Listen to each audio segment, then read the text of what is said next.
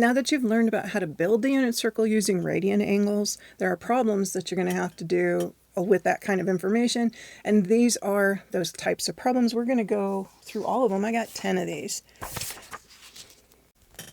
State the quadrant in which the terminal side of each angle lies. Terminal side just means where it ends.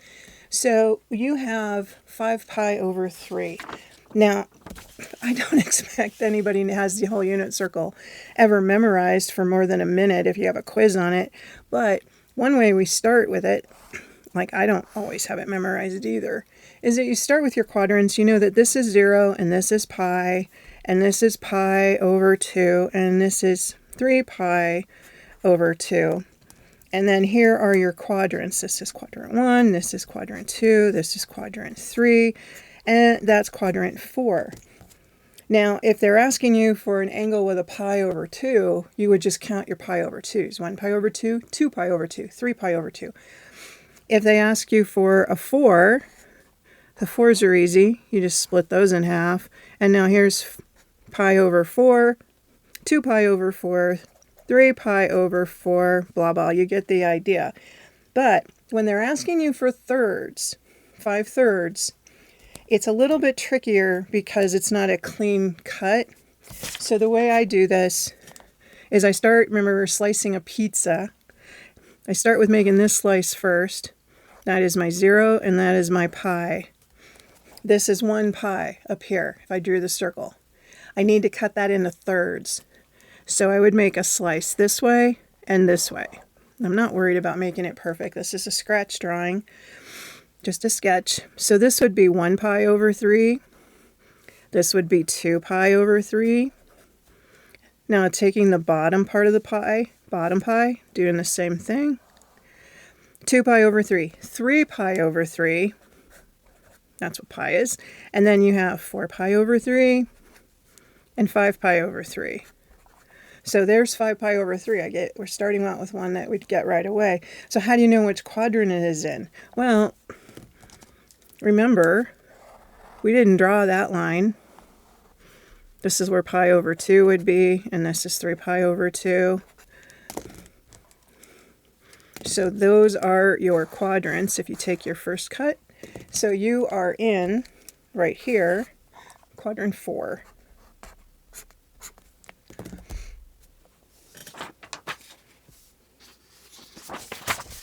Okay, we're going to do it again. This time we have a negative 15 pi over 4. Which quadrant is that in? I know there's probably some math crunchy ways to do it, but I'm going to do it with a sketch. Here's my 0 and there's my pi. That's always my first pizza cut. Here's my pi over 2 and here is my 3 pi over 2. That's like my compass to start.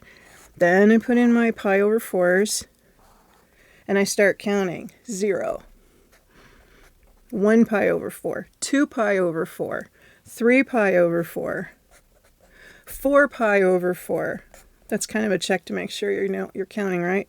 5 pi over 4, 6 pi over 4, 7 pi over 4. Now keep going. 8 pi over 4, 9 pi over 4, 10 pi over 4. You guys get the idea? Except I need it to be negative. So now I've got to count 15 of these slices going backwards. So we are going to start at 0 and go 1, 2, 3, 4, 5, 6, 7, 8, 9, 10, 11, 12, 13, 14, 15. Right there. That is negative 15 pi over 4, and it's negative because I went backwards. So what quadrant is that in? That is in quadrant 1.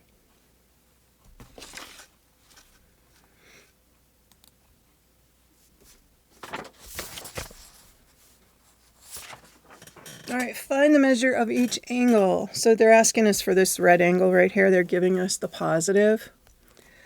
So we just need to know how big that is, which means it's pretty much, one, I can tell right now it's negative because it's going backwards. So that part I can see. It is a minus something. And I know every time I do one of these moves, this is a pi over 2, There's another pi over 2. So this whole thing is pi right here. So I know I've got minus pi. Didn't leave myself very much room here. Minus pi. And then there's another little bit being added to it, but we're still going backwards. Well, what is this little bit right here? Well, if this is 5 pi over 6, and this is pi here, this would have to be another pi over 6, because this pi over 6 and that pi over 6 equal this pi. So I've got a negative pi and another pi over 6. So we don't write these things like, mixed numbers or anything like that. We just have to add this up. The pi over 6 is fine. This would be negative 6 pi over 6 minus another pi over 6. So I'm getting negative 7 pi over 6. Answer. Now, there is a way to crunch this mathematically and not use the sketch. I call it the crunch. And that would basically to be taking the entire circle, which is 2 pi, and subtracting the part that they gave me. So, hang on here. This is a doing it a different way. You're going to decide which way makes more sense to you. Also, you're going to probably depend on what your stress level is, depending on if it's a test or if it's just homework. So 2 pi has to have a denominator of 6, so this has got to be 12 pi. 12 divided by 6 is 2, minus 7 pi, 5, thinking ahead. 5 pi over 6, so that's giving me 7 pi over 6, but you have to remember, you're going backwards here. So you're going to have to remember to put the negative sign on that, because that negative sign didn't come from the arithmetic, it came from the direction that we're rotating. Okay, let's do that again. Now, if you want to try it on your own, pause it, and then do it the way you want to do it. Like you want to do the graph, or if you want to do some kind of numerical crunching. All right, I'm looking at this. This angle is going 1 full rotation, right? And it's going in the right direction, so 1 full rotation means I know that that is a 2 pi plus a little bit more. And I know it's a plus pi over 2, because I got from here to here. And then there's this little bit right here. So we have to figure out what that is. So instead of adding pi over 2, I think I'm going to try something a little bit different here. Let's do the 2 pi. And if we went all the way over, that would be plus pi, right? But that's overshooting it a bit. We didn't want to cover this piece. I'm going to remove that piece. So I think I'm going to subtract the pi over 3. So catch what I just did. 2 pi plus pi would put me right here. I don't want to end here. I want to end here. I need to back up this pi over 3. So that's why I'm going to subtract it. So my math here is 3 pi minus pi over 3. 3 pi is 9 pi over 3, because 9 divided by 3 is 3. I am subtracting a pi over 3, and that's going to get me 8 pi over 3. Now, do I have the right sign on this? Is this thing going to be positive or negative? Like I said, it's going forward. It's going in the right direction. Quadrant 1, 2, 3, 4. That's the way we want to spin. So yeah, that's the right answer. Now we need to find a reference angle. Little vocabulary. Well, the way to do that, if you haven't done that before, is the first thing we're going to do is like what we just did at the beginning, is we have to figure out where this angle lands, like which quadrant is this thing in. And then the reference angle is actually going to be the size of the angle that is the shortest distance to the x-axis, and it is always positive, and it doesn't matter, which quadrant it's in. It's just what's the shortest distance back to the x. So, and if you want to screenshot that, you can. Maybe I'll leave that up there for a second. So let's figure out where this thing is. Now, the way to do that, if you don't want to sketch, is just to either add or subtract full circles until you get something that is between 0 and 2 pi. You want it to be within one rotation. Well, this 7 pi over 4 actually is between 0 and 2 pi, because 2 pi would be 8 pi over 4, right? And I said I wasn't gonna sketch, but now I am, because I know right where that is. We've already played with it. It is right here. It's that angle. This is 7 pi over 4. Pi 0, pi over 2. I always have to draw those in. My little thingy feels naked if I don't have my 4 numbers. Okay, so that's where it is. Now the reference angle is this size right here, like the shortest way to get back to the x-axis. This is not the shortest way. This is the shortest way. So whatever this is your reference angle. And since this is in pi over 4s, then this answer is pi over 4. Just one more pi over 4 and I'd be back here. That is the reference angle for 7 pi over 4. We have reference angles because it's going to be a shortcut later when you start working with these using trig functions. It's going, the coordinates of this point are actually going to be the same numbers as the coordinates of, well, not point, angle, of this angle. It's just you'll manipulate the signs and change them. You don't know it yet, but that's square root of 2 over 2 and square root of 2 over 2, and you might know that. This one is x is positive square root of 2 and y is negative square root of 2. And it makes the whole thing easier to memorize if you understand that concept of reference angles. So those are the steps. Let's do it again. Make it a little bit more realistic. And then since they're, meaning like if you get a quiz question, it's probably going to be something that's a little bit harder than just one of the ones you know. So here we have negative pi over 3. Negative 10 pi over 3. Well, that is definitely not between 0 and 2 pi because it's actually less than 0. So the math here, instead of, you could draw it out and figure out where the quadrant is and all of that, but what I'm going to do is just start adding circles to the darn thing until it's somewhere where I can recognize where it's at. So we have negative 10 pi over 3 plus 2 pi, but I have to have a denominator of 3. So that's going to be 6 pi over 3. And that gets me to negative 4 pi over 3. All right, well, that's still negative, so I need to do something else with it. So I'm going to add another circle to it. So negative 4 pi over 3. Remember, if we're adding full circles, we're just doing rotations. We're not changing the value of the angle. We're just trying to figure out where it's landing. So 6 pi over 3. That's getting me to 2 pi over 3. Now, be really careful. This is not your answer. What you are thinking about is, well, how do you take 2 pi over 3 and get it back to the x-axis in the shortest possible way? So where is 2 pi over 3? Well, remember at the beginning when we did those thirds, here's the first pizza cut, 0 to pi, and then we split that into thirds. This would be 1 pi over 3, and this is 2 pi over 3. So the reference, this is the angle. It's going to be like right in here, this way. The shortest way back to the x-axis, here. So that is pi over 3. So that is your reference angle.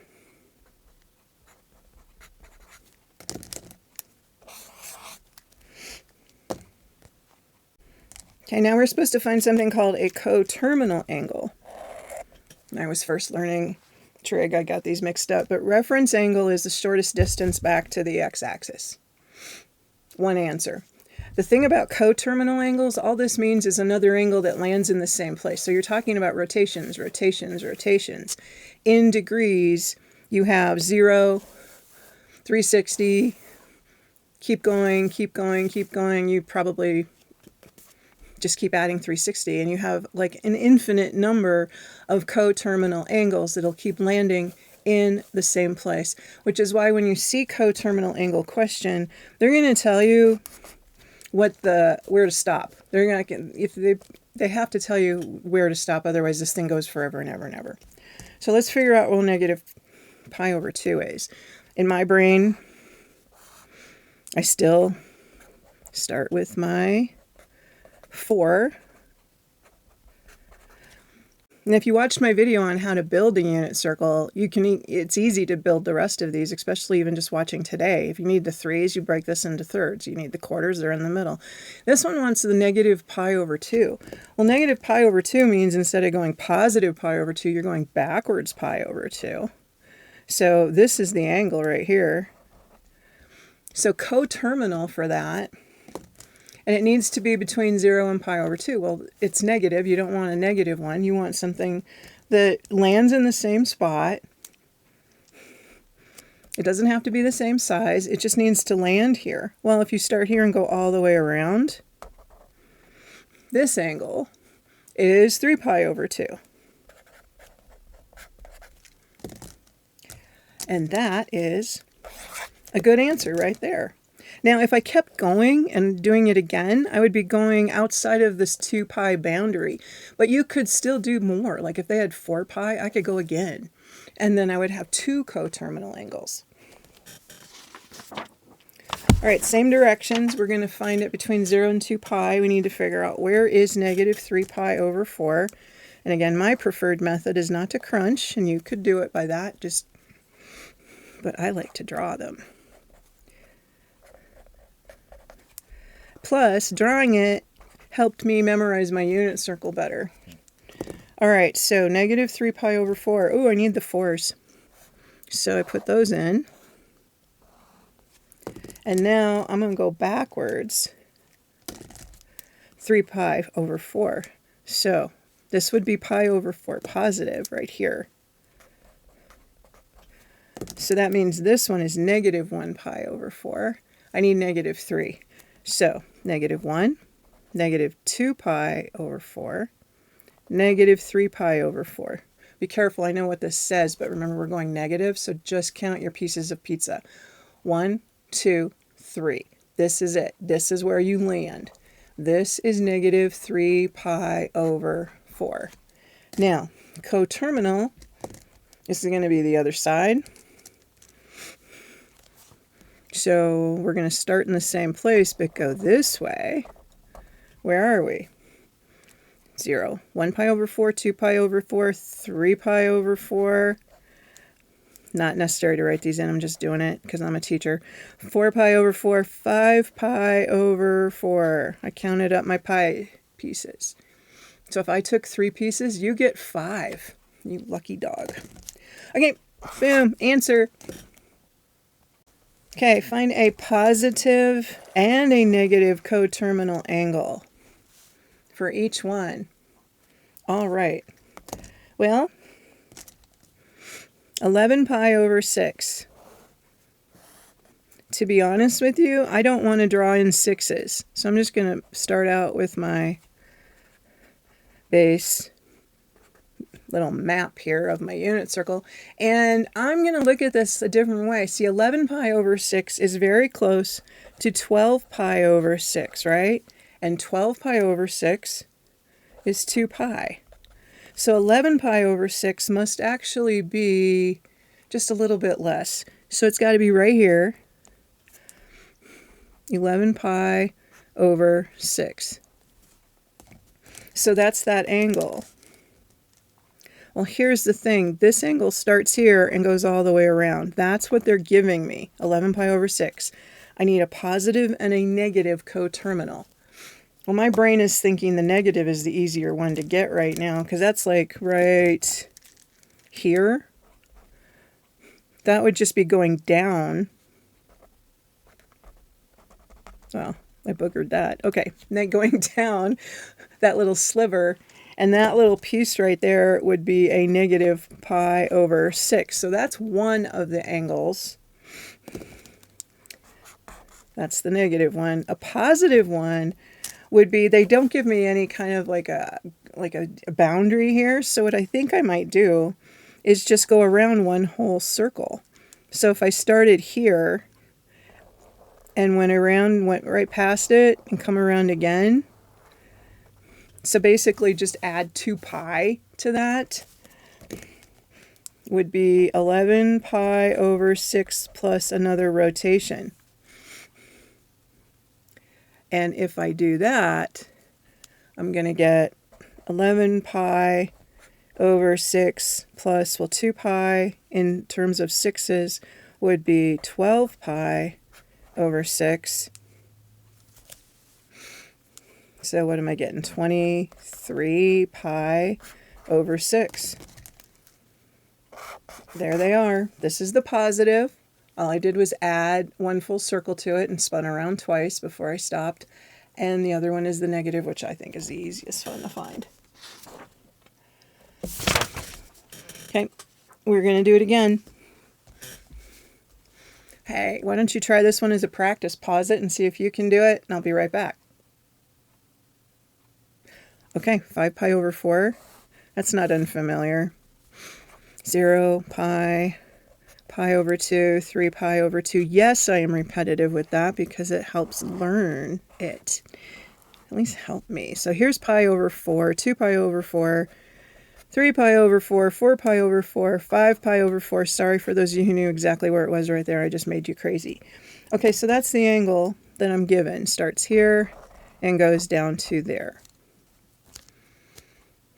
All right, so I need a negative angle and a positive angle that both terminate there. Well, the negative angle would be starting here and going backwards. That's how you get negative angles. So we would go from here to here. So count up. We're going pi over 4, so that's 1, 2, 3. So that's minus 3 pi over 4. That is the first answer. And the second answer would be to just add an extra rotation. The drawing is a little messy. Go past it and go around one more time, like you're circling in a parking lot, I guess. It's easier just to do the math than to figure out what that is. So we've got 5 pi over 4 plus 2 pi would be 8 pi over 4. 13 pi over 4. The next video is going to be about what happens when things go bad. And it's usually with reference angles. So I'll show you a couple of those mistakes so you can learn not to make those mistakes. When that one's ready, it'll be right here